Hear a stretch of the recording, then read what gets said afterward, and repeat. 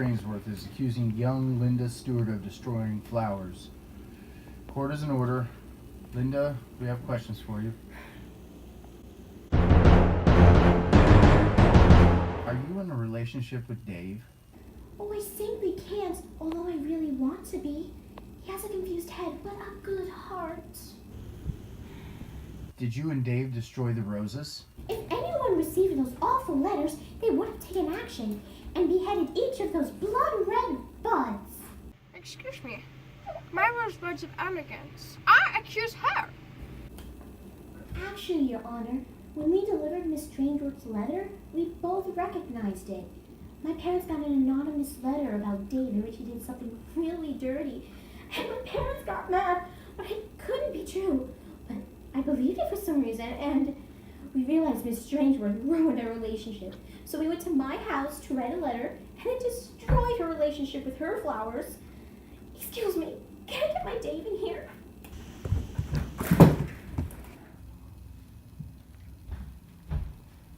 Here I am. Now, I heard you had a question for me, Judge. Please let me hear it. Dave. Why were you so determined to deliver this letter? Since according to everyone, I'm a dirty-minded person, so I thought I would do good for once. Here's a question. What dirty thing did you do? I'm not Linda, I swear! Order! I shall now ask Mrs. Strainsworth a few questions. Did you know that sending the letters were the wrong thing to do? If it wasn't for my grandfather, there wouldn't be a town. And if it wasn't for me, this town would be corrupted with evil.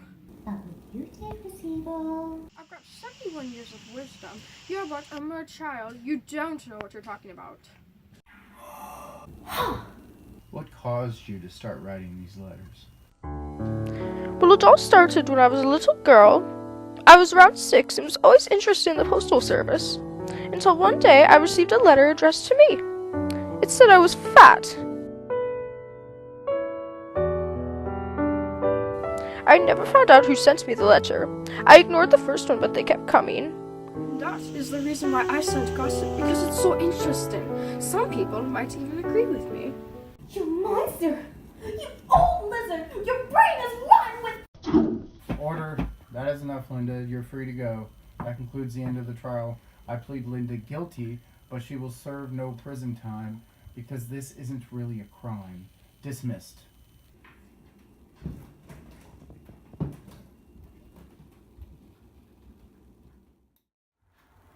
Hello. My name is Claire. And I'm Ingrid, and we did a skit. Based on the story, The Possibility of Evil.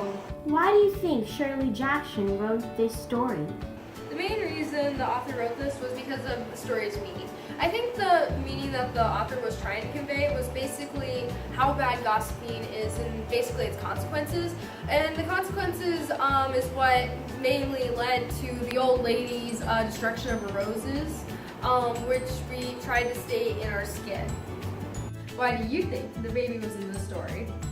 I think the baby in the beginning was included to give a start to the story and have readers bring more hate to Miss Strainsworth further in the book. It also introduces new characters and brings more to Mrs. Strainsworth. Although it does not bring a lot to the theme, it just proves how disgusting Miss Strainsworth can be. Do you think events like these could happen in real life? I totally feel like these events can't happen because it feels like nosy neighbors is kind of a trend anymore, honestly. It happens in public school a lot as well. It seems like dead roses also seem pretty legit, but yeah, destruction of property is pretty common, and other consequences from gossiping can actually happen. Now, how does this story relate to Sucker or the Sum of the Beautiful and Worse? I think this story relates to Sucker a lot. In both stories, there is a main character that seems really rude. Pete from Sucker was mean to his cousin, but sometimes nice. And Miss Strainsworth, from The Possibility of Evil, offends the privacy of other people's business, but seems nice in public. And both receive consequences. Pete's lost the trust of his cousin, and Miss Strainsworth lost her roses. And both stories teach us to respect others if we don't want consequences. Thank you so much for watching. Thanks for watching! Alright, good luck everybody on your presentations. I wish you well. See you next week. Bye!